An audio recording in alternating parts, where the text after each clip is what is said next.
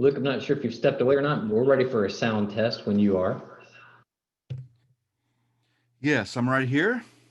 Check, check. One, two, three. Alpha, beta, gamma. Sounds great. Okay.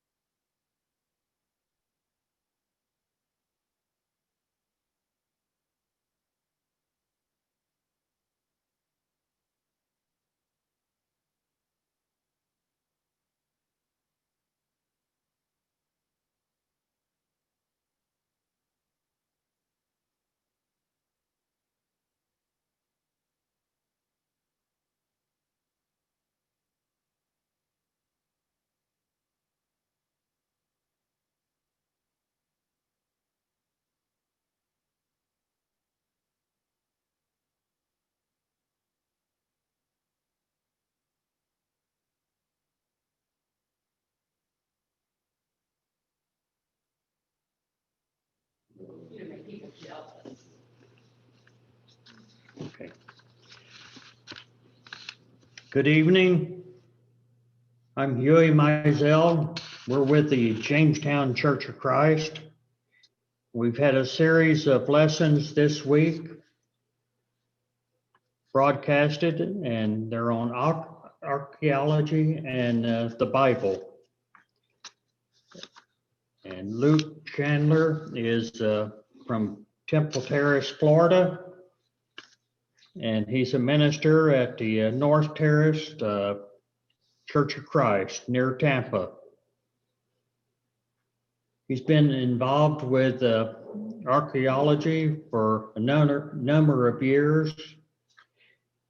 And tonight's broadcast, the title is Biblical Archaeology, and many benefits and for believers. And we'll now turn the service over to Luke. But first, we'd like to thank Luke for this week's lessons and on archaeology and the Bible. And it's been very interesting and very profitable. So we turn the lesson over to Luke.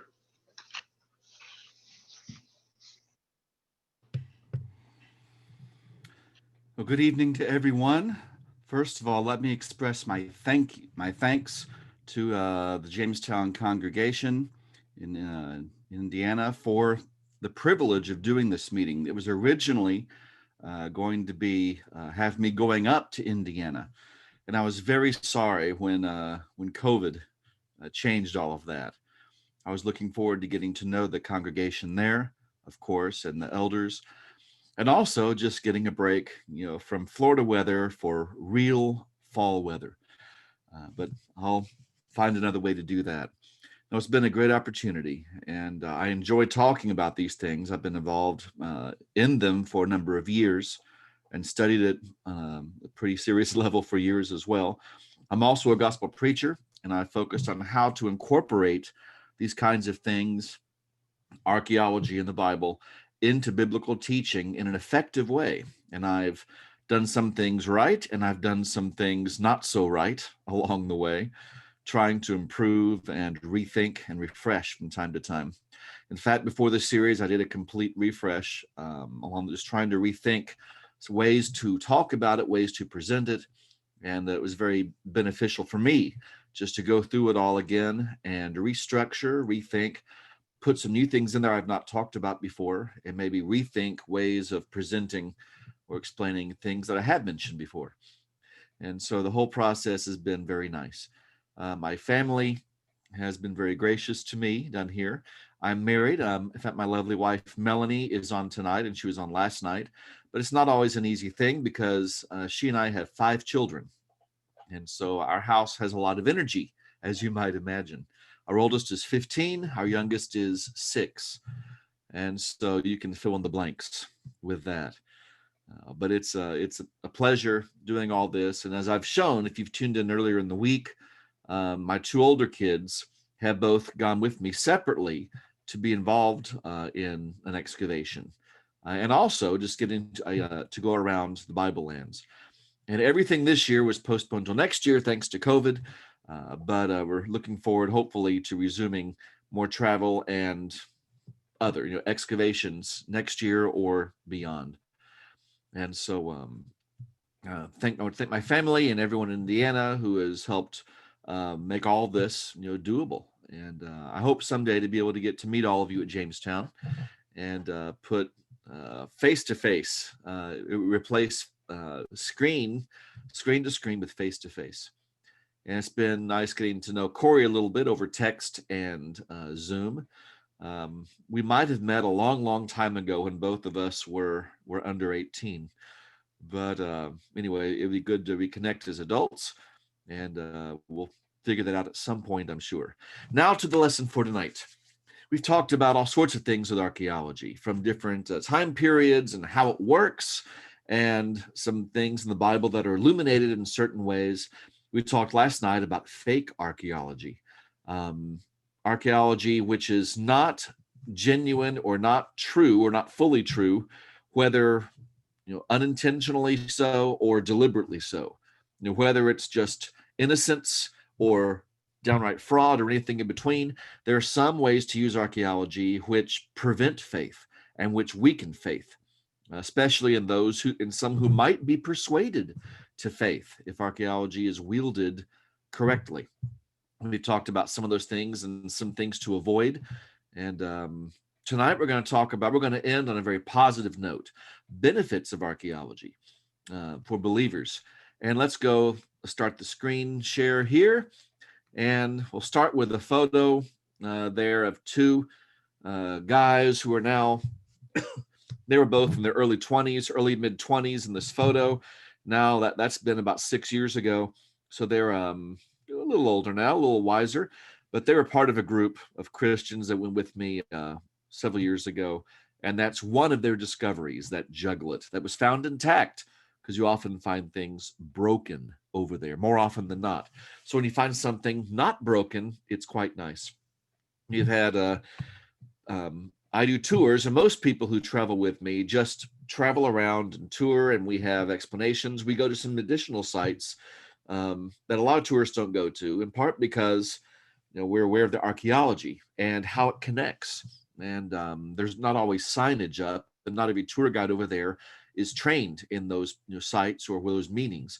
And so it's been a real benefit just getting to go around the Bible lands and being current with all of this, staying up with it, because some of these things change frequently, especially places with ongoing work. Jerusalem and many other sites that have been worked on many times over the years. And some excavations have been going on for 10, 20, 25 years or longer in some cases. So there's always new stuff to learn or to understand. And sometimes our understanding is changed about certain things, and we're frequently surprised along the way. What are some benefits? I'm going to start with some of the obvious ones and then go to some that maybe we haven't always thought of. And so let's just jump right into it now that I've had a very long introduction. How does archaeology benefit believers? Well, it does benefit believers, and not just ones who may participate in it or read about it more than others. We all benefit in some ways from it, but if we learn about it and train or practice on how to wield it effectively in our teaching, in our study, it offers a number of benefits for any of us, whatever our role is, whatever jobs or responsibilities we choose to take, whatever age we are, whatever maturity or experience level we may possess at the current time. First of all, let's just start with some, they sound clinical, but actually we all benefit from these. One thing archaeology does, it provides a chronology for Bible events. And does any place in the Bible give us a year on our calendar? And David began to reign in Jerusalem in the year 1003 BC. No, it doesn't do that. Now, sometimes we get years like in the 5th year in so-and-so's reign, or the year of the earthquake, which the original audience would know what year that was, but, we don't know unless we have something to help us find that. And we have found evidence of an earthquake over there, by the way, through archaeology and so on. And we actually have an approximate time now for the earthquake mentioned in the time of Uzziah, the king of Judah. In fact, it was an impressive earthquake. We know quite a bit about it. And one of the cities affected big time by it is Gath of the Philistines. We can't go into those details, but it's quite stunning. Some of the evidence from that earthquake they found at that site and other sites too, but that one is quite vivid. But chronology, it gives us a timetable. How do we understand, time, dates? And in one sense, it's not that important to know, when David came to the throne, but when, how do things in the Bible correlate with other things happening in the world? Some people find that very useful. In fact, some things in the Bible become more accurately understood and more deeply understood when we understand what's happening in the world around them at the time. I mean, the coronavirus, if someone looks at 2020 in America, just the United States, coronavirus, but you see, we really can't understand it fully or its impact fully without understanding other places in the world. It comes from China and it's affected everywhere in the world, and we're all connected together. And so a lot of things like the time of the judges, why is there such a lack of security in the time of the judges? people from outside coming into Canaan and, having their way and doing things. There's no one to stop them. And, Israelites aren't the only ones living there. When we learn from history that the whole region of the world had weakened and collapsed and fallen into something of a dark age, few governments, lack of security, instability, and chaos, that helps us understand something more about the judges and what the Israelites were dealing with. Some people wonder if we're approaching some kind of a similar phase ourselves, and we don't know, but if we end up in a period like that, it might be useful to see how people in similar circumstances weathered it or chose to weather it one way or the other. And if we know what's happening in the past with certain Bible people, we can get inside their heads. And so having a chronology, what's happening, how can we fit the Bible in with every other things we know? It's very useful. And here's one example of how archaeology can help reveal a chronology and give us dates of things, working with the Bible text. For example, in 1 Kings 14 and in 2 Chronicles 12, the Bible tells us in the 5th year of King Rehoboam, that's Solomon's son, Rehoboam, in his 5th year, Shishak, king of Egypt, came up against Jerusalem. He goes through looting, plundering, so on and so forth. He plunders treasures from Jerusalem. And anyway, we have this event in the 5th year of King Rehoboam, the son of Solomon, Shishak. So when did this happen? I mean, can we get any more information and relate it to ourselves? We actually can, because we found records from this guy Shishak. He appears to be a pharaoh called Sheshonk in Egyptian. And when you translate Egyptian into Hebrew, the name tweaks a bit, kind of like translating, English to Spanish. John becomes Juan, or Luke becomes Lucas, or James becomes Santiago. There's an explanation for that, but we're not going to go into that. Shishak, when you go into Egyptian, Sheshonk, it appears to be the very same guy. And he went up in there, and he has a date, and we can correlate it with other things like an eclipse and a chronology we already have from Egypt. And from his records, he made his invasion into Canaan around 925 BC. And so from there, it's pretty easy to start getting a better idea. The 5th year of Rehoboam is 925 BC. So that puts the beginning of Rehoboam's reign around 930. Now, did he start? How do you count those years? If you have a fraction of a year, does that count as a full year, or the previous year, or how do you measure that? And there are a couple of different systems in place at different times, but we'll just say circa, the CA, circa, more or less around, so around 930 is when Rehoboam began to reign. And then we have, like in 1 Kings 11, Solomon reigned 40 years. And so if we subtract 40, go back 40 from the beginning of Rehoboam's, we get to the beginning of Solomon's. And that gets us around 970. And then from that, we can go to David, can't we? Didn't David reign 40 years? But the first 7 or so were just over Judah, down in Hebron or Hebron. And so, we can put him coming to Jerusalem with all the tribes, maybe a little bit before 1000 BC. And so we often round David's kingdom to about 1000 BC. And we can go on from there. In 1 Kings 6, it says that when Solomon, in the 4th year of Solomon, is the 480th year after the Exodus. And that's when the temple began to be built, the house of the Lord. And so if these dates are all literal, then the construction of the temple begins around 966 BC. And so we see how much we can get. We find just that one Egyptian record of Shishak, and we know enough about Egyptian dates and chronology. We can get a fixed date, and then we can start plugging the Bible in. And so archaeology is what makes all this possible. We get dates for Rehoboam and Solomon and David and even the Exodus, approximate dates from archaeology, from Sheshonk's inscriptions in Egypt. And so that's quite handy, and archaeology gives that for us. And the Exodus, by the way, puts about 1446-ish BC, circa, around that. And so we could even, some biblical authors apparently figured we'd do that.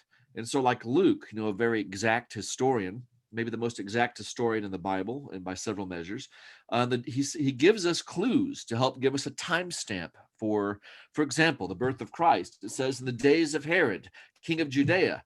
Okay, that puts us in at least a few decades. And then chapter 2, when Jesus is about to be born, a decree from Caesar Augustus.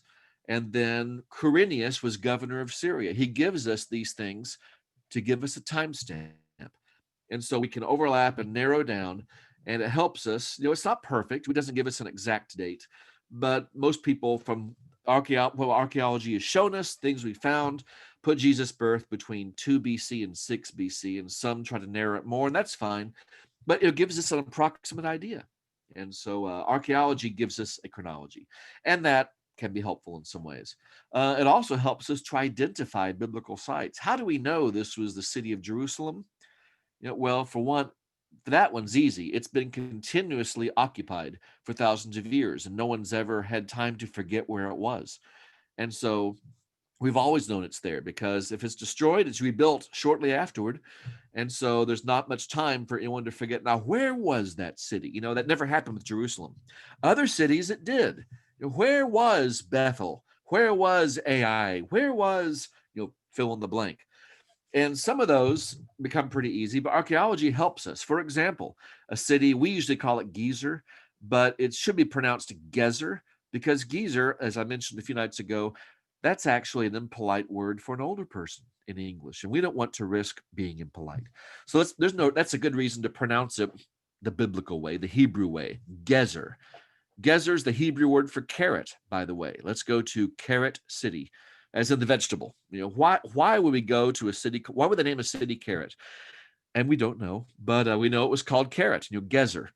Anyway, which site was it? It's mentioned a few times in the Bible, in the Old Testament. It was a very prominent city, a big city in its area in its time. And we know where it was in part because of things like this inscription. The territory around Gezer, we found, I think it's 15 different stones marking the boundaries of the city on all sides. And the big ruin right in the middle of them all has to be Gezer. The top half is in Greek, and it says Alkeo, belonging to Alkeus. But the bottom in Aramaic, which is similar to Hebrew, the boundary of Gezer. And so we know that big site right by there is Gezer. And so archaeology helped us identify it. And here's another one, a Philistine city. A site we were digging on. They were digging on a number of years ago, and they found this inscription out in Philistine territory, and it mentions it's a dedication to a temple built by a guy named Achish, the son of Padi, and it gives a couple more generations, ruler of Ekron. And so that inscription rather, tells us this big ruin we're working in, this is Ekron. It's one of the Philistine cities, one of the 5 big Philistine cities. And we now know which one of those cities this mound was, because that memory just wasn't automatically preserved for us. And so this tells us which city this was, Ekron. And also the name Achish, or Achish, as we say in English sometimes. This inscription's from around the time of near the end of the kingdom of Judah. But it's the same name as the king of Gath, another Philistine city, in the time of David, a few hundred years before. And so it confirms that name was used among the Philistines. And maybe it was one of those kingly names that keeps coming back in style. You have a bunch of Ramses or a bunch of Amenhoteps. Caesar is a family name that became a title. And maybe Achish is another one, a kingly name, one of those dynastic names that the Philistines bring back every once in a while. So it kind of illuminates that a bit. Anyway, archaeology helps us identify certain sites. There are other sites we've been able to identify from inscriptions like this. Not that often, but it happens. Another benefit for archaeology is it gives us some background context for certain Bible stories. And let's give an example. Let's go back to Abraham's time.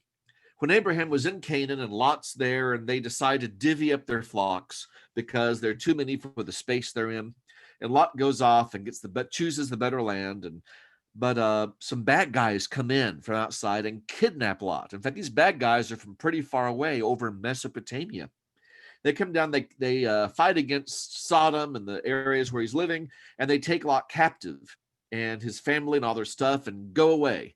Well, Genesis 14 tells us about Abraham's response. When he heard that Lot had been taken captive, he led forth his trained men, born in his house, 318 of them. Okay, stop right there. Do we think of Abraham as having a set of warriors attached to him? He's the old shepherd, right? Hanging out, under the tree, getting promises from God every so often. And if there's a famine, he goes to Egypt, and he's an old man in Egypt with his sheep and goats, dealing with Pharaoh, trying to, anyway. He has trained men, people connected with him who are trained in warfare. This isn't just your militia. Trained men. These guys are trained in combat, in tactics. When did this happen? Now, there's another passage that indicates he had some allies, people who joined him from other, Canaanites who had made a deal and they'd send some soldiers. But this right here suggests that all these guys are connected to his own house, like born there. So when is Abraham training warriors in tactics and weaponry and so forth? Or who is he doing it, or someone else? We don't have the answer in the Bible, do we? But he has all these warriors, and he launches them. He mobilizes them and goes up, and he's been hanging out down around Hebron, and he pursues them as far as Dan, which is way up there. They're going back to Mesopotamia, and he divides his forces against them by night fighting. That's not common. They don't have the night vision equipment. It's very dangerous. They didn't do it very often because it was dangerous. How do you know friend from foe? Confusion. It's a nighttime fighting can be very chaotic. It can actually work against you if you're not very careful. But if you're trained in it, maybe the risk is lower. But Abraham and his forces, they defeat the bad guys. They rescue Lot and all the captives, all the possessions. They bring back everyone. That's quite a story. But we think about that, and maybe it's a story most or all of us have heard before and read before, but we think about details. We read it more carefully. We sometimes just say God was with him. Yeah, but God doesn't just, how does God work with people? It says here, it's not as if Abraham was totally inexperienced and unready, but God just suddenly filled him with superhero powers. Military knowledge suddenly is there, and somehow no one got hurt on the good guy's side and everything goes right in the bad guys. That's not how it indicates God works here. Abraham already had people trained for this sort of thing. And God used the capability Abraham had already worked, to create for himself, and God works through that. And did Noah not have any idea how to build things until God told him to build an ark? I don't think that's what the text suggests. Noah had learned and trained himself to build things, use tools, and get lumber, so on. And God works through those skills people have equipped themselves with. Paul didn't magically start becoming equipped for the kind of work he did. He wasn't some guy who didn't speak in Greek, didn't get Greek culture. No, he'd been trained and educated in Greek culture, lived in Greek areas, and yet he was a Pharisee and knew the Bible extremely well. And God worked through those ways in which Paul or Saul of Tarsus had already equipped himself. So we're getting a point about how God works through us by thinking about this. And Abraham is one of the first ones to give us that. But archaeology kind of emphasizes this for us. In the British Museum, if you go there in London, there's an object excavated from near ancient Babylon called the Standard of Ur. It's a wooden box painted on the outside, and you can see, I let the people be back there just to give a sense of scale. It's not that big, but it has all these paintings around it. And Ur, this city is one of the possibly where Abraham came from. There are two schools of thought over which Ur he was from. This one's down near Babylon, not too far from Baghdad, Iraq today. There's another one further north, and we can't pin down 100% which one he was from. But either way, this can shed some light, because this Ur was a city-state. It was a city with its own king, and it controlled the territories around. And this box dates to a little bit before Abraham, a couple centuries before Abraham, maybe. And so if Abraham's from the south, this is the city in which he was born into. It depicts, you can look at it, you see it has different scenes. On the bottom, it has, I guess, an ancient version of a chariot, a four-wheeled cart pulled by horses. And on the right side, on the bottom, one of them is even running over somebody. But in the middle, let's look at the middle of it particularly. And we look a little more closely at it, you see the bottom line with those chariot. In fact, they're all three running over guys, aren't they? So they don't appear to be moving, except that you see people flailing under them. So they are defeating someone. In the middle row is where we're going to focus. You have a line of soldiers. And you know they're soldiers because they're all dressed the same. They have the same kind of hat or helmet. They'll have the same cloak, the same weaponry. They're in formation. And Ur had an army. And we've learned enough from archaeology about the way these things worked. Military service, they didn't have huge professional armies. They might have had, a few officers and a handful of people at the core, but their army was made up of conscription, a draft, a levy of the population. Part of your taxes, part of your obligation to the state is military service. Now, you pay taxes, whatever as a citizen, but part of your obligation, if you're a male of certain age range, is to serve in the military if the king calls for it. The United States used to have military service as part of the obligation, potentially. And some of you may have been drafted, in previous times before we did away with that particular obligation in this country. Other countries today still have a draft, conscription, as part of your obligation to the state. Abraham's city had the same thing. How do you get an army like that? They're citizen soldiers. And growing up, one member from each family, or they have a lottery or a drawing, or maybe in a certain number of years, you have to go out X number of times, in 10 years or 15 years to meet your obligation, whatever it was. This was typical of cities back then. So the question is, if Abraham came from this kind of society, and it appears he did he have military service as a young man? Was Abraham a veteran? And the answer is quite possibly yes. We don't know his status. Was he an officer? Did he come to have some kind of command authority? It's probable that he had military service in his younger years before he went to Canaan, before God called him, like most people would. So this artifact, when we understand it and pair it with the Bible, it introduces the possibility that Abraham may have had military experience. And that would help illuminate Genesis 14, the rescue of Lot. How does God work through Abraham? He probably worked through the experience Abraham already had, in which he had been passing on to people connected with his house. Trained men. It's very possible Abraham was the one training them. Even if he wasn't, he would have the connection to know that. Maybe someone else was doing the training under Abraham's supervision. Abraham is the patriarch. But see, we get insight into the story, into Abraham. It makes him more relatable. These guys were not comic book characters. At the beginning of a comic book, Superman is Superman. At the end, he's still Superman. And, this is, but we think about origin stories, how Clark Kent became Superman, or this hero became a superhero. The Bible, we're talking about human beings, and a lot of times we see how they became a spiritual superhero, but they're ordinary people who along the way grow and come to make decisions and choices and have blessings from God, and they grow into a superhero. But they're people like us. And Abraham, this humanizes him, I think. It makes him more relatable to us. And as one of us, Abraham's stories become more relatable for us.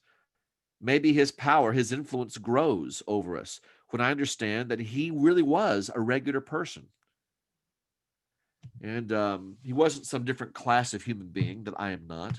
He was the same class of human being as you and me.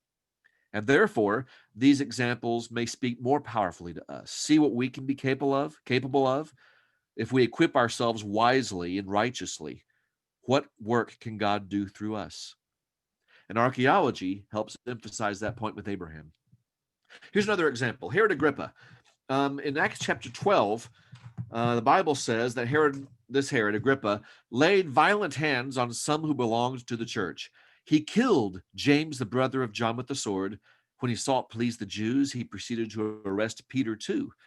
And so he's probably going to kill Peter, find grounds for that. Of course, we know the story. An angel comes and busts Peter out of jail. And then what happens to Herod? He doesn't get another chance for some reason, but he kills James, the brother of John, with the sword. But there's another story about him a few verses down. This Herod, the same guy who killed James and was going to kill Peter, it mentions later on, Herod was angry with the people of Tyre and Sidon, cities up to the north. And the people there came to Herod and asked for peace. And it says, it continues, on an appointed day, Herod put on his royal robes, took his seat upon the throne, and delivered an oration to them. And the people were shouting, "Oh, the voice of a God and not of a man," because they want to butter him up, because they They're asking for peace. They want his anger to go away. So they're giving him divine status, and he's accepting it. And immediately an angel of the Lord struck him down because he did not give God the glory. He had an opportunity to say, wait a minute, and he didn't. And he was eaten by worms and breathed his last. That story stands out just for that last sentence, if nothing else. Wow. But interestingly, we have another source that tells us more about this story. It's the historian Josephus, a Jewish writer in that time period, who and he mentions this story, and he gives us additional details. Herod's there talking to people. He has this magnificent garment on, and in fact, Josephus says he had a garment with silver all over it. And it was early in the morning during a Roman festival, and the early morning sun was shining on the garment, and it was just, reflecting the sun bright.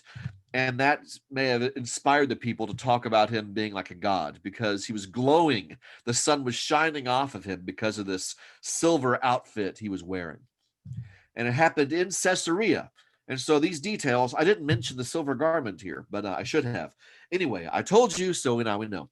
But it happened in, Josephus says, a theater in Caesarea early in the morning during a Roman festival. And he also mentions the sun reflecting off this silvery garment, which led the people to call him a god or describe him that way. Okay, so Josephus gives us some details. There's been a lot of work done in Caesarea. And this is, if you've been there, you've certainly been to this building. It's a theater, a Roman theater in Caesarea. And that's where they do stage shows. And that part of it's been restored. But the actual original theater went up higher than that. There are another whole section of seats that were probably at least double the height of what you see there. So it was actually a very tall building. If you look on the ground just to the right behind those seats, the curve, you'll see maybe some structures, some of the foundations going around the outside that supported the upper levels, which are now not there anymore. It collapsed at one point, and the stones were robbed out to build other things. But the theater was quite tall. The seats were at least double that height. And that's a Roman theater in Caesarea, and often one of the first places visitors go to there. Here's another view inside the theater. And again, it went much higher than this. It gives us a perspective of the seats, and there's some of the stage on the right that was restored. Though recently they took the stage apart and tore it down to expose more of the original foundations and the rooms below the stage. So I've not been back there since they've done that. So I'm curious to see where that ended up. But the ocean, the Mediterranean Sea is right back there. So it's a beautiful location to catch a show, after sunset with the ocean breeze coming in. Ooh, that's just, those guys knew how to build. But here's a view of the theater from behind the side here. And again, the seats went at least double the height. Now, it says that this happened in the theater, but if we think about it, everything Josephus tells us, there's a problem, because it happened early in the morning, and the sun was reflecting off the silver garment, according to Josephus' details. This view is looking east, and where is the sun? In the morning, in the early morning. It's in the east. It's behind the seats, shining towards us. Now, the stage is down in front of those seats there. But let's build it up to its full height, double or more of what you see there, and have him in there on the stage. And furthermore, let's add the roof coverings that Romans typically had in their theaters to give their audiences shade. They had these retractable shades on top. Could the early morning sun reflect off his silver garment if the sun was behind that theater being blocked? I mean, how long, if the building was double the height, how long before the sun could shine down onto the stage? Probably close to lunchtime, right? To get high enough in the sky to clear the seats and shine on the stage. And if the shades are up, then they may not even do that. So we see a potential conflict. Is Josephus just getting it wrong? And that's possible. But there's another possibility too. This wasn't the only theater in Caesarea. If you look at this photo of the ruins, the theater we're just looking at is on the right. And you see right next to it is the remains of the palace. That's where Herod would have lived, and the governors of Judea, whoever would live there. Like Pontius Pilate lived there. And then between, to the left of the palace is along a hippodrome, a chariot racing arena. But it also doubled as an amphitheater. And then on the other end of that was a Roman temple standing over on the far left. But that Hippodrome amphitheater, there's a close view. The other side of the palace, you had, and the resident of the palace had his own private box overlooking, so you could stay in your palace and see the races from your palace. And the other side goes to the theater we were looking at a minute ago. But this is also an amphitheater. This end of it doubled as an amphitheater sometimes. And Josephus in his writings is known to have switched the terms around. Theater and amphitheater, technically they're different kinds of buildings, but Josephus, we can document times when he's said one and meant the other, because we know what he was talking about. And so we know that he, sometimes uses the word theater to describe an amphitheater. Here's the thing about this. You see on the right, the seats. That is the full height of the seats. There was no extra level above them. That's as high as they ever went. On the far end was the Roman temple, and the harbor of Caesarea was on that far end. And there's a big Roman temple there. So that when you're sailing in, the first thing you see is this big Roman temple.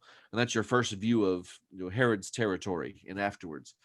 And so the people in the amphitheater, the hippodrome, they can see the palace looking towards the camera, and they turn the other way, and there's a big Roman temple down there.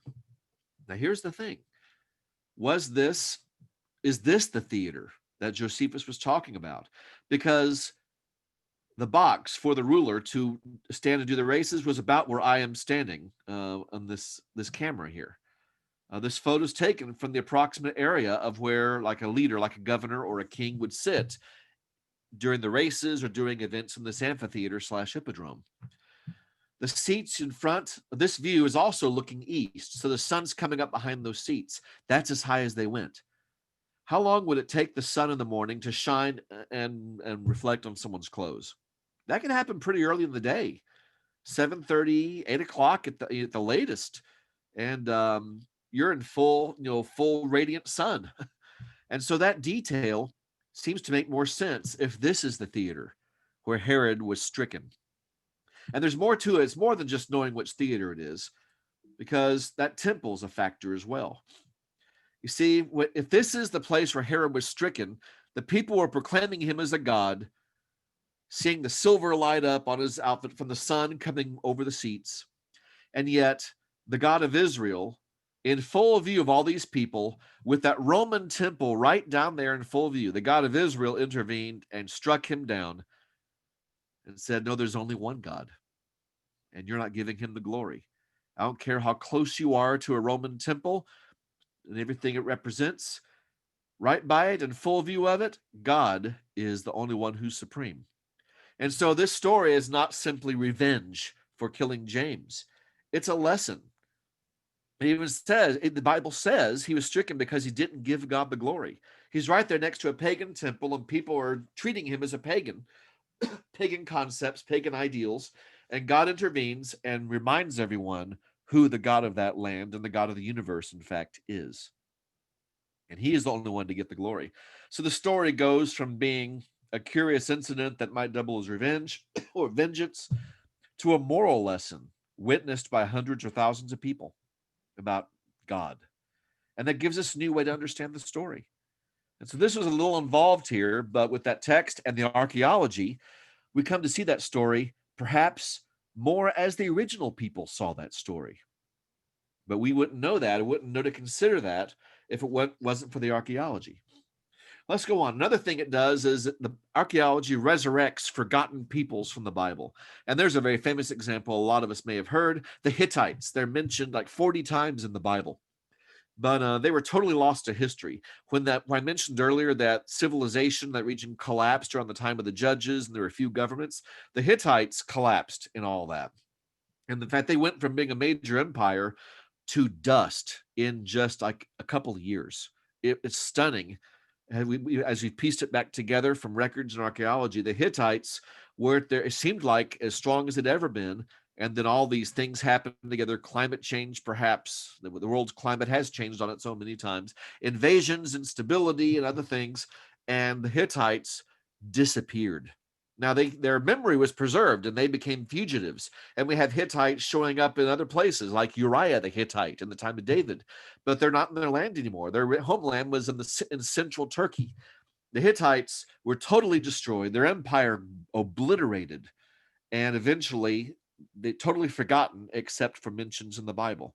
And one criticism over 100 years ago is that the Bible talks about peoples that never existed, like the Hittites. No one's ever found any record of them, except we have. And you see the gate of their capital city, which has been excavated and partially reconstructed, and another gate of their city right there. And we see the line of the wall, a section of their wall on the capital city. We see there's nothing left, but it was quite impressive in its time and big.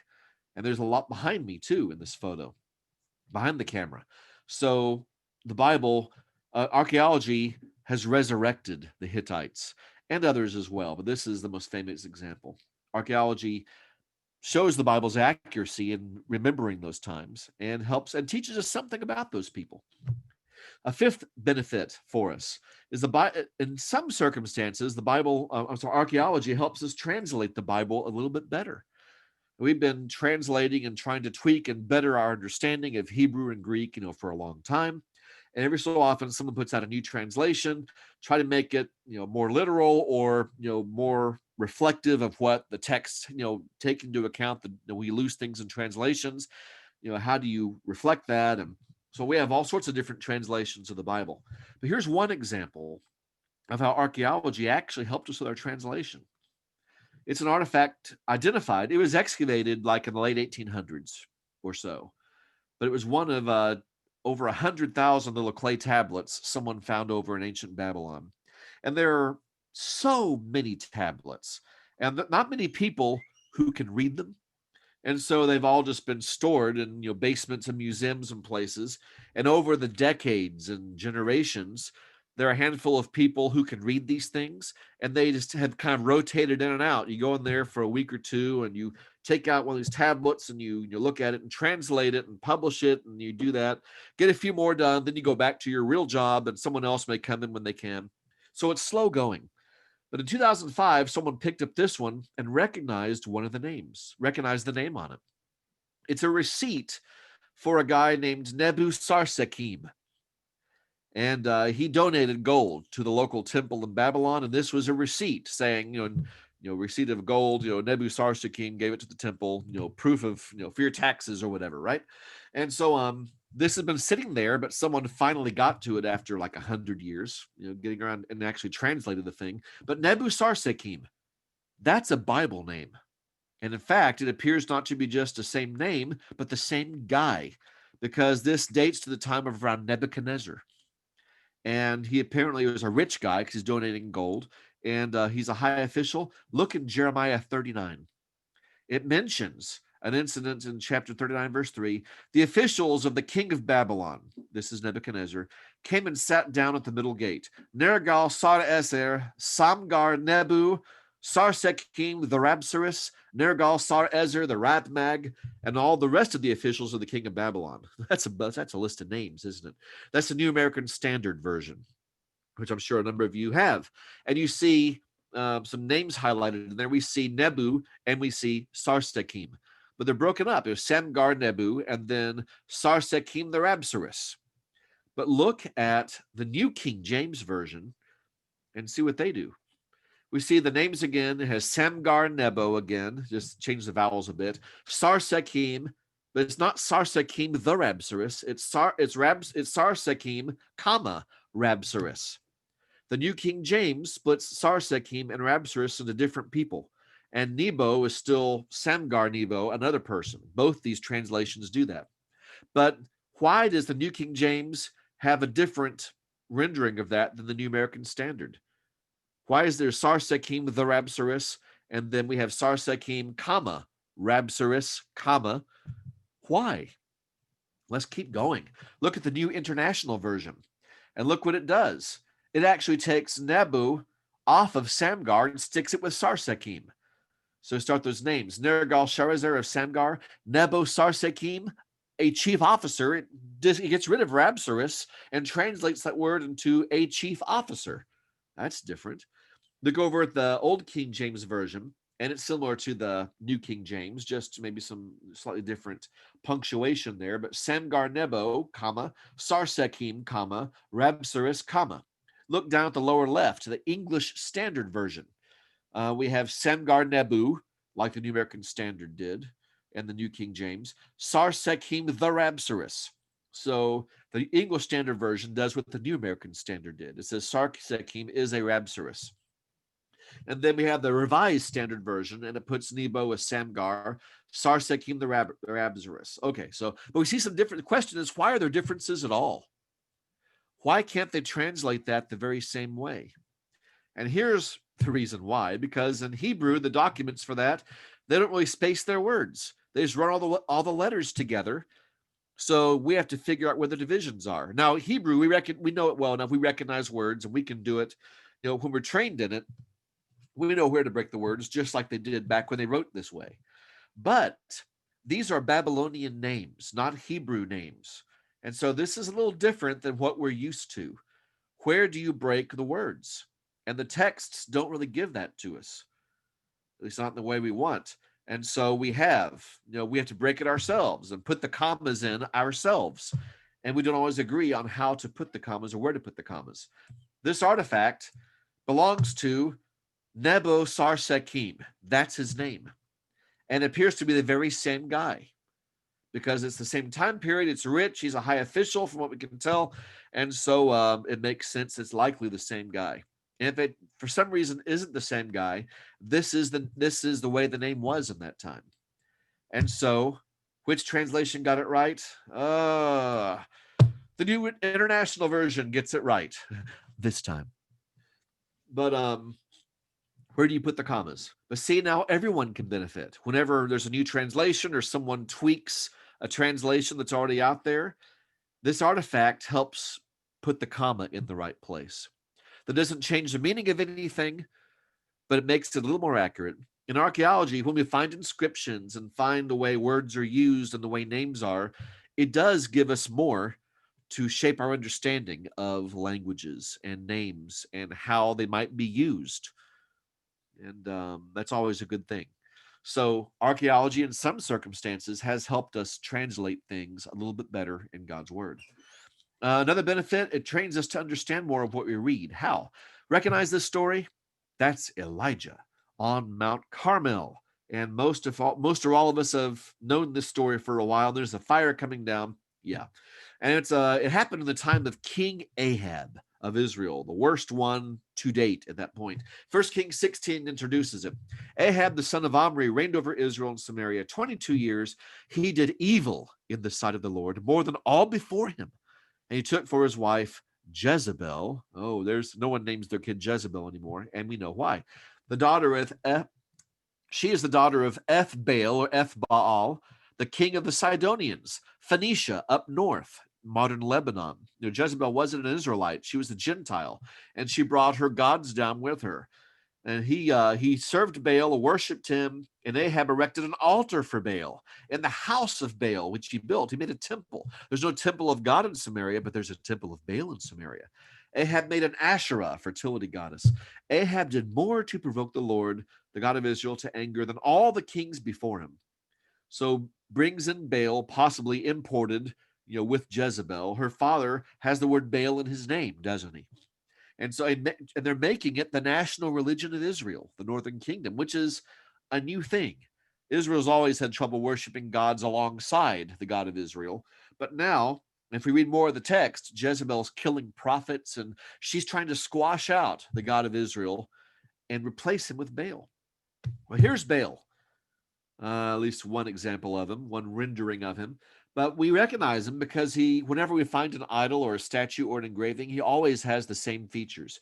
He has a tall hat, his right arm is raised, getting ready to smite somebody, and his left hand is holding out, and sometimes he has something in it. But he was from archaeology, from what we've discovered about him, inscriptions and so forth, his power was over the weather. He was the god of the rain, the storm. That was his specialty. His voice was the thunder. So if there's thunder at night, maybe the parents will say, "It's okay, honey. It's just Baal."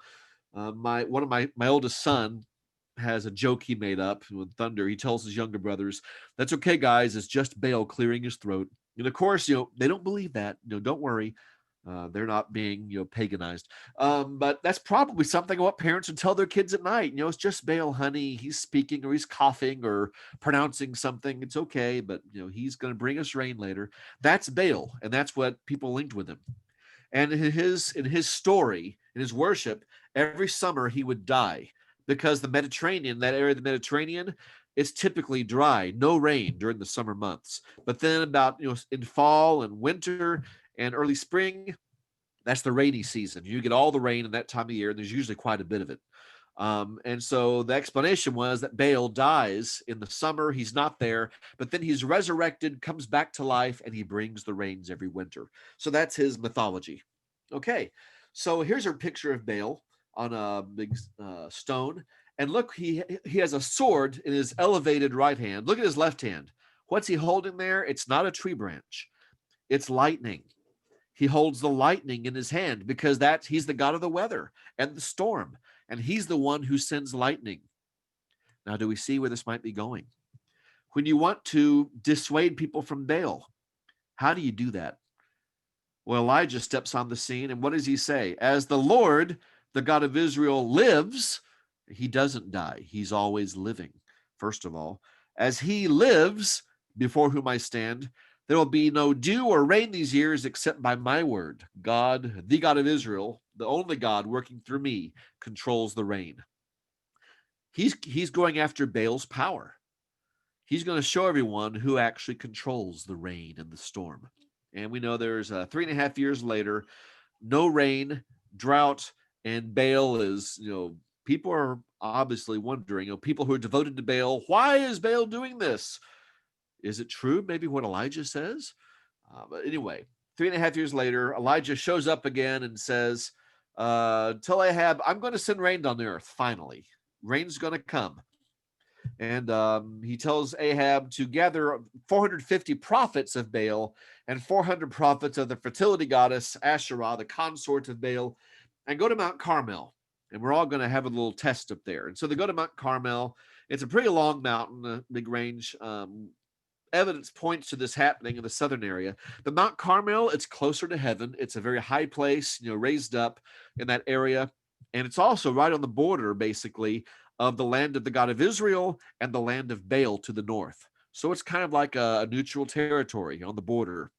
And people who thought gods would have a home field advantage put it on the border, and maybe neither God will have a home field advantage in the eyes of people. Elijah puts it up there. Something else. The whole Jezreel Valley, it's like in the center of that photo with Megiddo and Jezreel and all those other cities in there. You can see Mount Carmel, the southern end of it, from almost every point in the valley. So that mountain is actually quite a public place. That's not archaeology, that's geography, which is a separate field from archaeology, but they can illuminate each other. Like right now, Mount Carmel has the view of a huge chunk of Israel right there. Even if you're not at the mountain, you might be able to see some things happening if it's big enough. And we know the story, perhaps. They go there and Baal prophets make an altar and ask Baal to send lightning. Send the lightning to light his altar. And the God who answers by fire from heaven like lightning, he's the one who's God, obviously. And so the Baal prophets try for hours and nothing happens. And then Elijah builds an altar, prays to God, let people know that you are God. And it says the fire of the Lord fell, consumed the burnt offering, the wood, the stones, the dust, water they'd poured all around it, all gone. Who sends the lightning? Who sends the fire? They've now shown that beyond the shadow of a doubt after 3.5 years of testing people on it. And when the people saw it, they fell on their faces. The Lord, he is God. The Lord, he is God. It's a triumphant moment. Why did God choose this way to deal with it? We don't see this particular kind of contest ever happen before or after, because he's going after Baal's superpower. And what better way than this to show that Baal is impotent? Baal has no power over anything. And so archaeology, learning about Baal through archaeology, gives us insight into this story, and we understand it now more closely to the way they did. We live thousands of years later. Baal's gone, long gone. We don't really, think about Baal or what people would associate with it. Now we know at least something of what people associated with it. And knowing that gives a whole new dimension to this story. And it brings us closer to the way Elijah saw it and the way the people saw it. And we can relate better to them and understand the prophets and Ahab and Jezebel and what might motivate them through all of this. And archaeology brings that to light for us. And archaeology also helps us understand the Egyptian plagues, Moses and Pharaoh and all that. Archaeology has taught us enough about the Egyptian gods. Those plagues had the same purpose, discrediting the Egyptian gods one after the other. And so archaeology helps us read these stories with a deeper, more originalist understanding. And maybe we get some things ourselves from it as well. We come to understand those events as the original people did. We're just about done here. Two more things. One, archaeology demonstrates the Bible's accuracy. I'll tell you, we've been doing that all week long, haven't we? Talking about the kingdom of David, the time of Jesus, different kings of Israel and Judah, and so forth and so on. And we don't need to rehash all of that. If you missed any of those or all of those, go to the YouTube channel. Jamestown's recording these, and their YouTube channel has all those lectures, and we can see example after example of the Bible's accuracy. But let's just have this reminder. How accurate is the Bible? To date, archaeology has confirmed through inscriptions that we've uncovered references to this person or that king from this person or that king. Evidence of 50 people that 100% we know they are the same person the Bible's talking about. Pharaohs of Egypt and kings of Moab and Aram, which is Syria, and Israel, Judah, and there. That's not 50. Here are the rest of them right here. It's quite a list that a scholar put together. These are all people mentioned in the Old Testament who have been confirmed through archaeology. And that's a lot. In fact, I think we're missing. Oh no! Look on the third column, second from the top, under Babylonian rulers, Nebo-Sarsekim. There he is. We saw the reference to him. He was one of the more recent additions to this list. But from the other parts of the inscription, we're confident it's the same guy. And so you see how accurate the Bible is. It names individuals, and there are 50 so far that we can confirm through the archaeology we've done. And most of the archaeology out there has not been done yet. So how many more can be added to this list as the years go by and we continue to excavate and translate and find more? In the New Testament, we have 23 New Testament people so far confirmed through archaeology. Some of them are very famous and big, like some of the Caesars, but others are not so famous or so prominent on the same level, and yet we found references to them through archaeology, to those very people. And it's impressive how accurate the Bible has shown itself to be. Archaeology is a great companion to demonstrate the accuracy, the fidelity of the Bible, and why we should trust it when it tells us things. Look at all the things it gets right, even in details sometimes. And if we can't trust the details on it, then we can't really trust the big things either. But if we can trust the details, how many of the big things did it get right? People prove themselves with smaller things and get promoted to bigger things. That's the way we work. That's the way the Lord works with the talents. You're faithful in little, I'll grant you much, right? And the Bible is showing itself faithful in the little details. How much more confidence do we have in the big pictures, the big concepts it talks about? And finally, speaking of getting things out of the Bible, archaeology actually gives us other parables that we can use to illustrate biblical teachings. We know how parables are. Jesus used a bunch of them. And preachers and teachers, we often come up with illustrations, things that demonstrate, a story or something that's an analogy or something, a metaphor, to illustrate points from the Bible, things from the Bible. We have a lot of them. And how about this, for example? The city of Caesarea. It's a New Testament city. It was not around in the Old Testament. It's located on the coast. You can see where it is in relation to like the Sea of Galilee and the Mediterranean Sea and the Dead Sea on this New Testament map, the time of Jesus. It was a brand new city built from scratch by Herod the Great. and we know quite a bit about it from other sources and from archaeology. If you look at the coast, that section of coastline, it's straight. I mean, there's a slight curve to it, but it doesn't have any natural harbors like an inlet you can sail into. The coastline is just it's straight as you go. There's no protection, natural, port or breakwater for ships to hide in. Joppa has a little bit of something, but it's never been a big port. It's very small.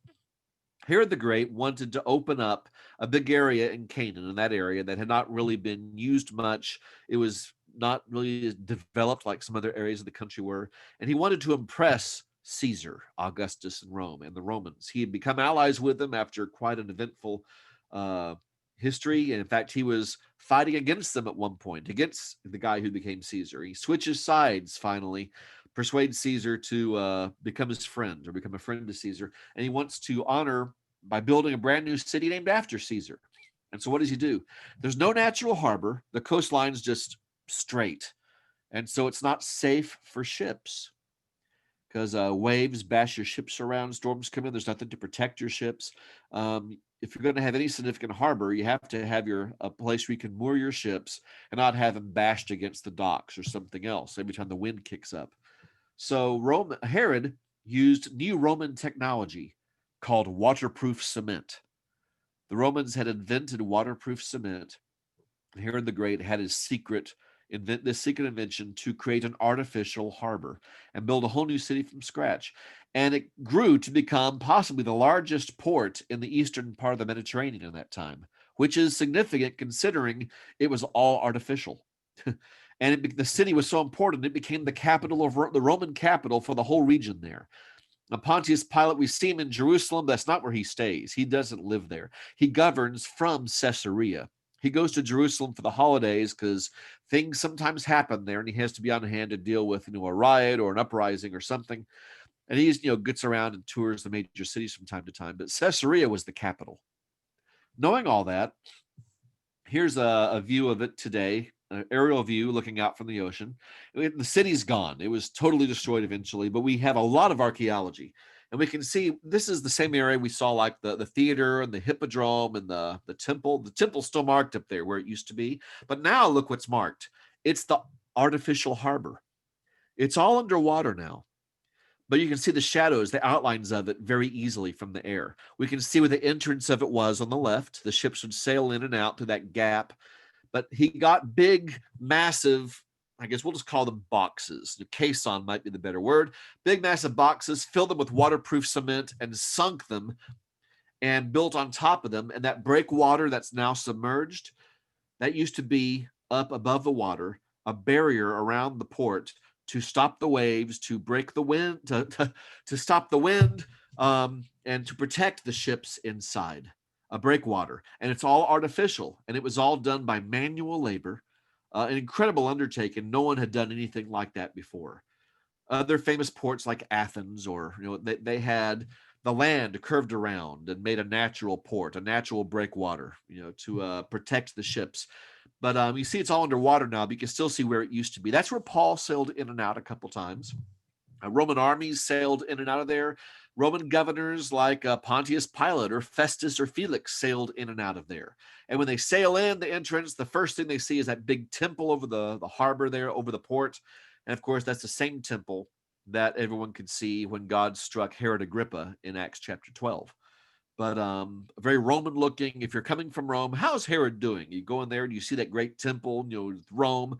Go back, he's built a great city. He's honoring you, O Caesar. He's a good friend and a good ally. And that's what Herod wants people to know. But see, we have a parable here. See how that great artificial harbor, the port that used to be the envy of its day, an incredible technological achievement. All of it's underwater now, and the port is not functional. It fell out of use a long time ago. And it reminds us of a parable that Jesus told in Matthew 7. Everyone who hears these words of mine and does them will be like a wise man who built his house on the rock. The rain fell, the floods came, the wind blew and beat on that house, but it didn't fall because it had been founded on the rock. And everyone who hears these words of mine and does not do them will be like a foolish man who built his house on the sand. The rain fell, floods came, winds blew, beat against it, and it fell. Great was the fall of it, because it was not built on a good foundation. It was built on sand instead of rock. And this is its own illustration, a house built on bedrock or on sand. And this is a famous story. We even have a song, popular with kids about the wise man built his house upon the rock. How about the man who built a harbor on the sand? We can start singing the song. That's one early depiction of Caesarea shortly after the city was built. The whole thing was built from scratch. Basically, what you see there was built from virtually nothing into that in just 13 years. And it continued to expand. And in fact, the city, around the time of Jesus, the city would have been like this, and it just continued to grow and expand. By the time of Paul, it was bigger. And a couple hundred years later, it was significantly bigger. It was amazing. You see the Temple of Augustus in the middle there. But look at that harbor going out to the left.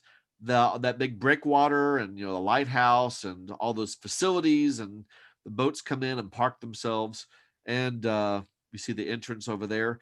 All of that harbor was built from scratch by hand, muscle power only, with waterproof cement.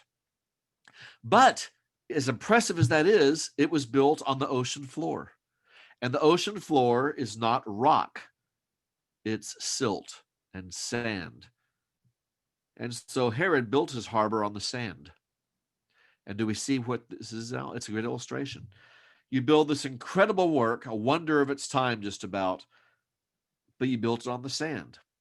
And in just a matter of time, you have nature taking its toll. The rain falls, the floods come, the winds blow and beat against it, just like they are here on the sides of the amphitheater, which is right next to the ocean. You have this happening, you throw in an earthquake every so often, and it erodes your harbor, it erodes your foundation, it erodes the sand and your breakwater. All that incredible construction becomes unstable and eventually collapses, and great is its fall. And today we can see the evidence of what happens when you build on sand. That great structure is all underwater.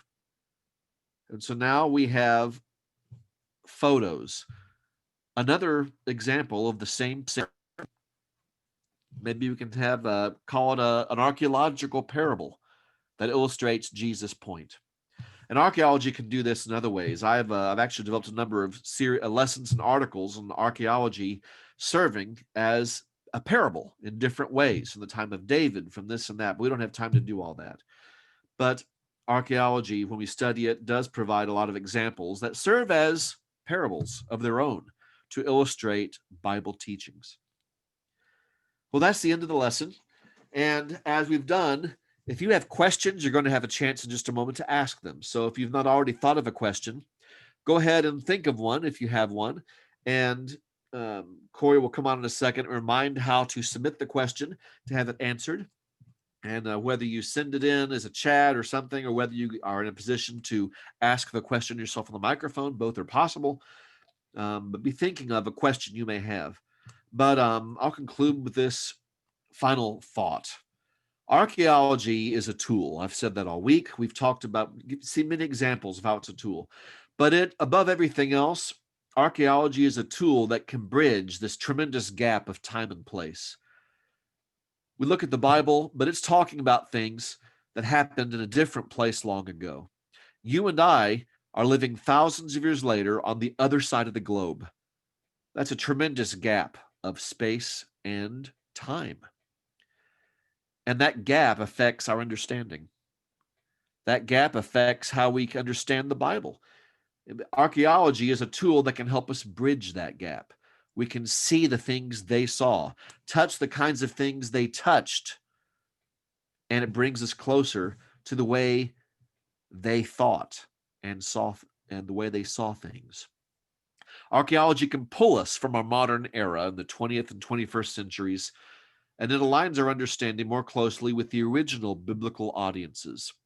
And we don't read the Bible simply as Americans living in the year 2020 and everything that shaped us up to this point. We can now see more of the Bible as the people then saw the Word of God. And sometimes it makes a big difference in how we understand and how we teach it. And so archaeology is not simply collection of cool finds in museums. Archaeology can touch us in our daily Bible study, our daily reading. It has so much to offer us. So let's seek it and seek it wisely, utilize it, wield it carefully. Avoid the mistakes and misuses that can weaken or even prevent faith, and learn more how to use it as a tool that deepens our own understanding and helps us bring others to place their faith in the God of the universe.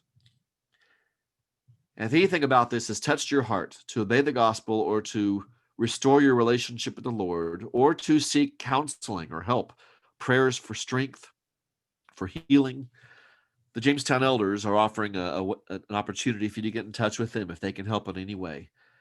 If you're there where they are, of course, you can talk to them. But if you'd like to reach out, you can reach them at the email elders@jamestowncoc.com. I hope you've enjoyed this study, and I hope this introduction to archaeology spurs a deeper appreciation for it and maybe a deeper study for each of us to find out how to wield it in always beneficial ways to shape us, shape our understanding. Thank you so much for your kind attention and for choosing to be here tonight when you could have been doing so many other things. I'll turn it over now to Corey, and he'll take through any the ways to answer questions if for any of you who may have some.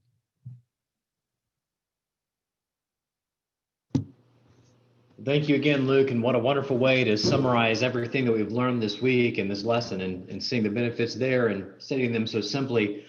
Before I get too much farther along, I want to take a special time to thank David Mathis for his work facilitating and prepping everything here and making sure that it runs smoothly. Even when some guy forgets to turn on his mic, he takes care of that as well. But appreciate all his work this week as well.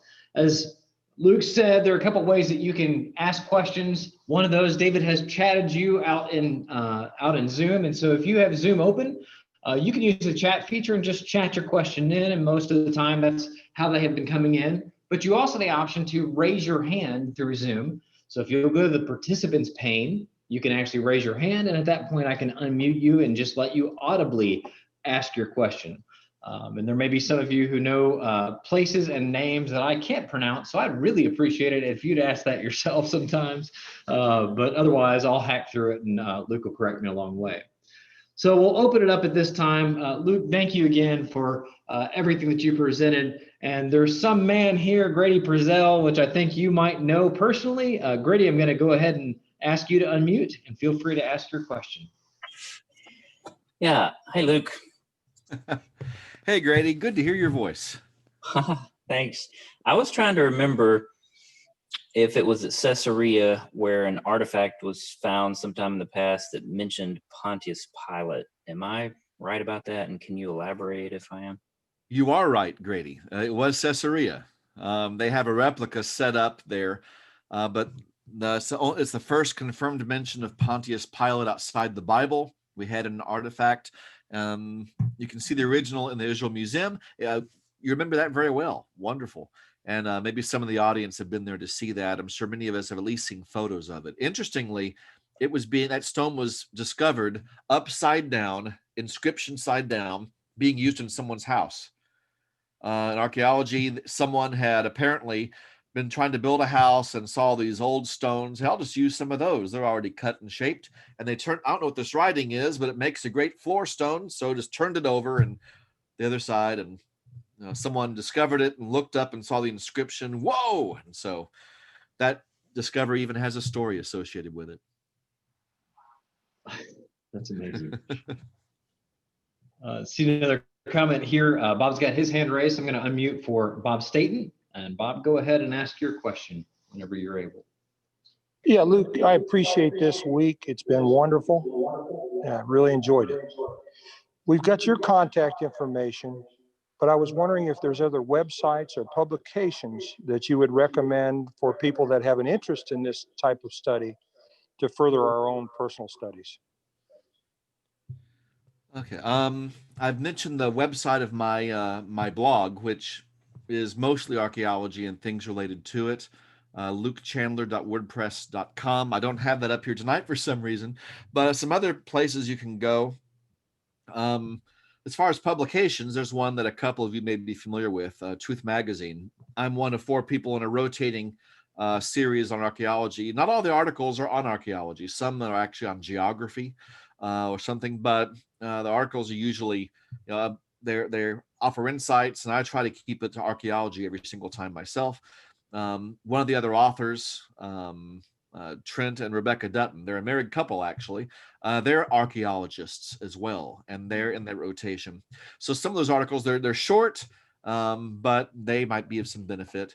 One resource that I would recommend that I use frequently, it's the blog for BiblePlaces.com. I mentioned it earlier in the week.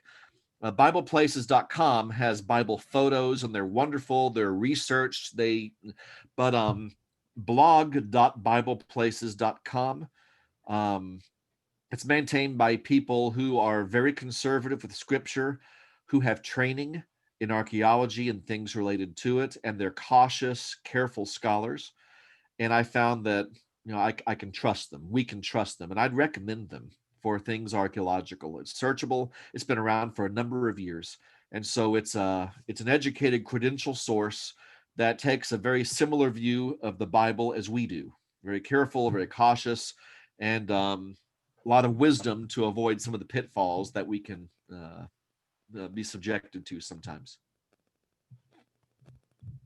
Very good.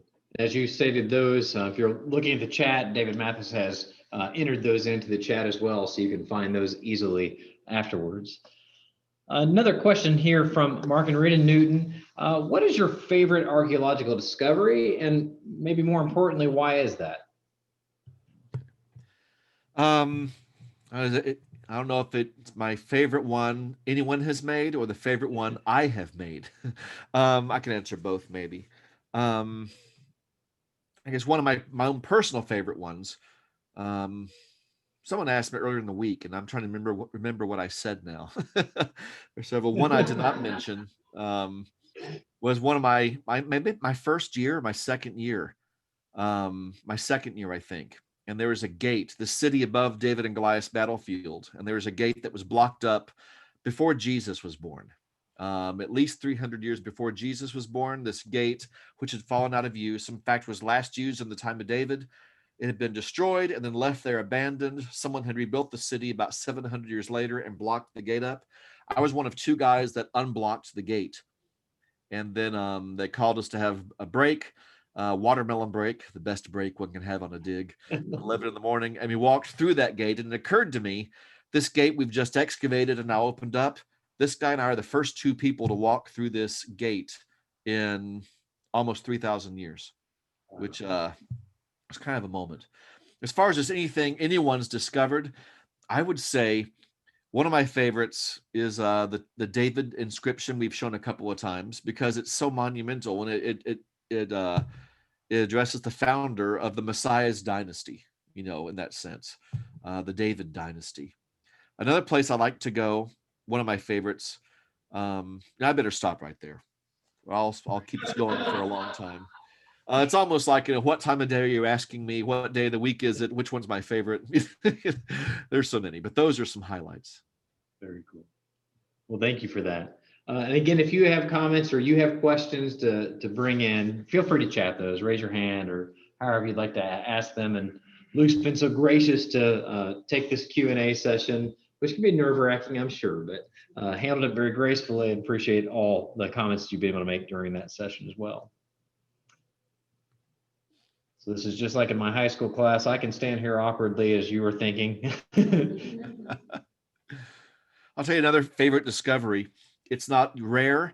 The very first time I found a sling stone. They're actually quite common.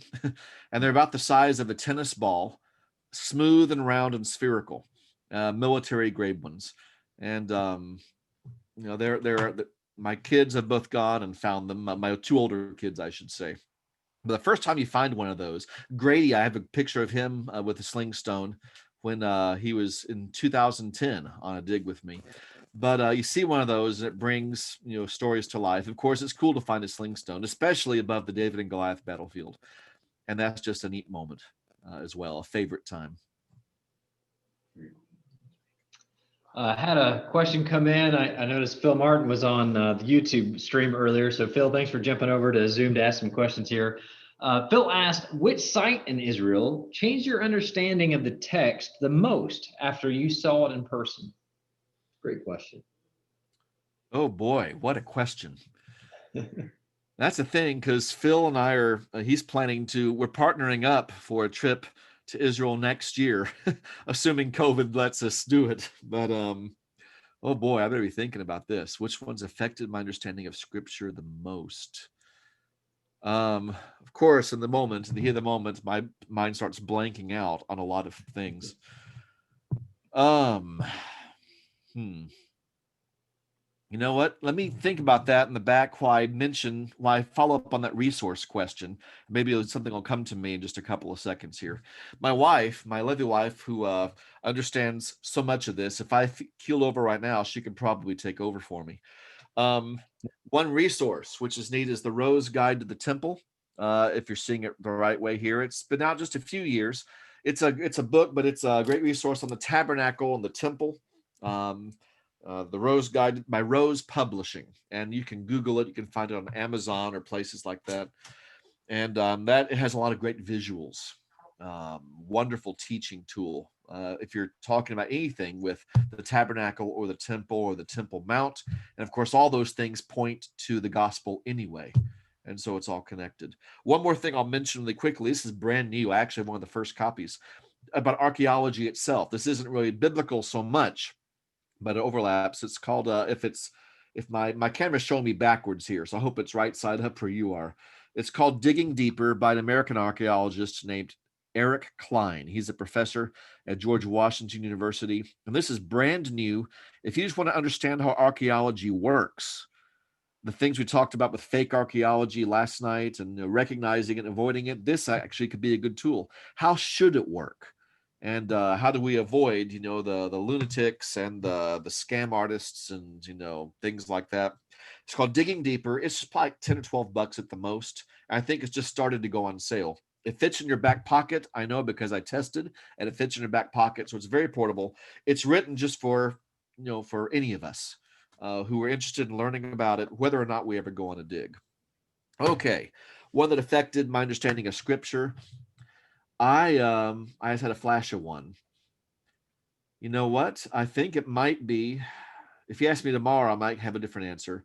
It might be actually Megiddo, which is a site along the Jezreel Valley. And not necessarily the site itself, but where it sits and the things we found in places around there. I showed with Mount Carmel, there's a big valley that sits alongside where everyone around there almost has a view. That valley is a source of so much biblical history. And my favorite place to look at that valley actually might be a place called Jezreel. It's a biblical city where Jezebel was when she was thrown out the window. Jehu came up in his chariot and had that done and got her, destroyed the evil dynasty. It's also the same spot basically where Gideon fought the Midianites with his 300 men. It's also the same spot basically where King Saul had his last battle.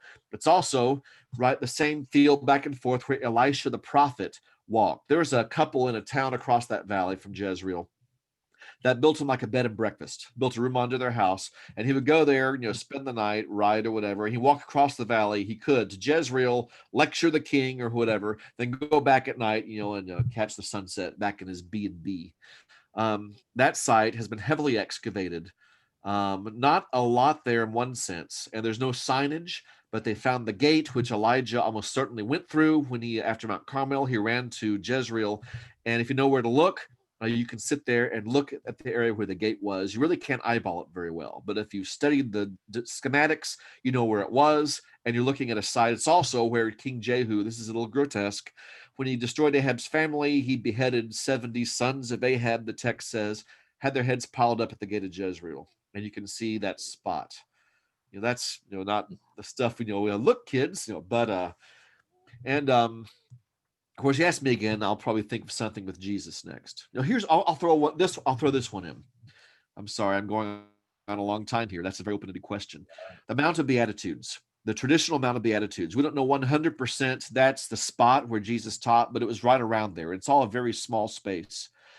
And if you stand there, you can see the Sermon on the Mount, because he talks about salt of the earth. And if you're standing there, you look down towards the lake, the Sea of Galilee, and then down to your right, and you see the town of Magdala. We saw a synagogue from there a few nights ago. That town was also had a name Tirikiai. I believe I got that right in Greek, which literally means salted fish. It was a center for salting fish to export. And Jesus is talking about what we are, and you can see him looking down at that town. And we've excavated it and all that, and like salt, as he looks at that salted fish processing center. He talks about being a light and a city set on a hill. You can look up a little bit to the right from there, up a little bit, and see the city of Tiberias. Or you can look over to the left at a city that was called a Hippos back then, sitting on a hill on the east side of the lake, and shining there, or just sitting there, easy to see for everyone around the lake. And you can see where he gets his examples from for the Sermon on the Mount. That's partially geographical, but we've learned about these places as well from archaeology. So which favorite is it? Depends on what you catch me, when we catch someone, time of day. But there's so much there, it's hard to find a favorite.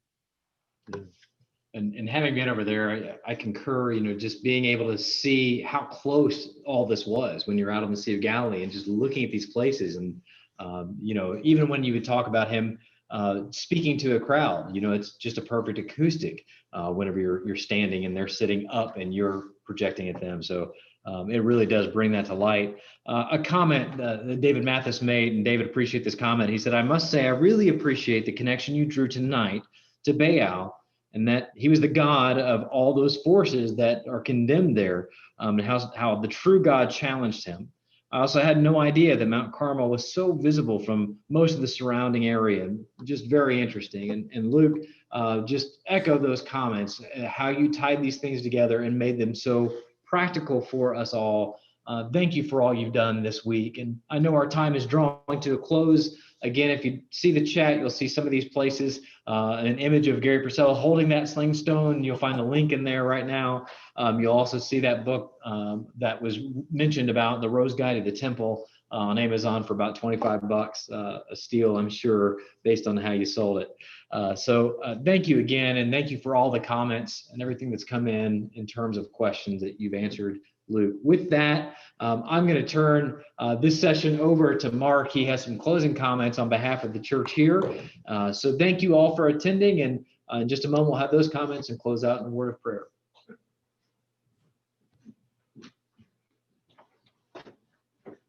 Thanks, Corey. I'll keep it brief, since I know time is short. We've gone long, but great discussion tonight. I think a great way to conclude the week. Luke, we want to thank you from the elders at the church here at Jamestown. We want to extend our thanks to you for all the efforts that you've done. I know you've done a lot of work to rework the lessons to try to, make them the most effective possible for us, for our benefit. I know Rita and I have been here. We've actually been in the building just about every night. And we've really enjoyed the lessons and learned a lot. The thing I really appreciate is the examples are great, but what I always take away is not just what you find, but how you think about it. And to me, getting inside the mind of an archaeologist, to me, is the goal, because that helps me to understand, when we see things, how to be an intelligent skeptic of those things, how to look at it. How does an archaeologist think about it? And it's not just the discovery itself, it's not just the event itself, but it's all those other things around it, the context in which you find it, that you brought to light, that those are the things that help you to challenge it, to test it, to say, does it fit the narrative that we know? Does it fit other facts that might come to bear on it, to tell whether or not it's the true thing or it's something else and we're just in the wrong place? I really appreciate those things, that mindset of the archaeologist, because that helps me to be better when I look at things and I critique them, to think about those other things that we oftentimes know and just don't think about. And when we're understanding events and places and discoveries that have implications for the scripture. And for that, I think especially I want to thank you for that, because it's been very helpful to me to understand that myself. And so I thought that was great. That's to me the goal of the week that I take away from our time together, in addition to all the many examples and the discoveries that you've brought to light to us. And we want to thank you for all those things. And so with all that said, it's a little past hour. So let's go ahead and conclude our time together with a prayer. I want to thank you all online for coming to be here. One more reminder that all of the lessons that Luke has presented this week, if you go to YouTube, and the church's channel is called Jamestown COC, Church of Christ. Jamestown COC is our channel. All the lessons that Luke's done this week and all of our lessons are recorded there. You're welcome at any time in the future to go back to those, to be able to view them and learn from them again, and run them again, and catch the facts and the wisdom there that's being shared. Thank you for that. Ask you to bow with me now as we dismiss with a prayer. Heavenly Father, thank you for this time that's been ours together this week, that we could study and know more about your word, to see it in stones and in mountains and in places and dwellings, to see the lives of those in times past, to help to look at them and to understand who we are, how we got here, and to see that your plan of salvation that has its played out, that there is evidence that we can see in this earth of those things that took place. And it gives us confidence that the things that you teach us about things to come are also true, because we understand the things that are past are proved as well. Thank you, Father, for all these many blessings that you give us. Thank you for Luke and his efforts and his experiences that have helped to bring these things to light to us, that we might consider your word more carefully and understand it better, in part as a result of this time together. We ask you to be with us, to help us to be light as we walk day by day, that we can encourage others to look to Christ before we all stand before you that day of judgment. We ask you to be with us now as we dismiss and go to our separate ways. We ask it in Jesus' name. Amen.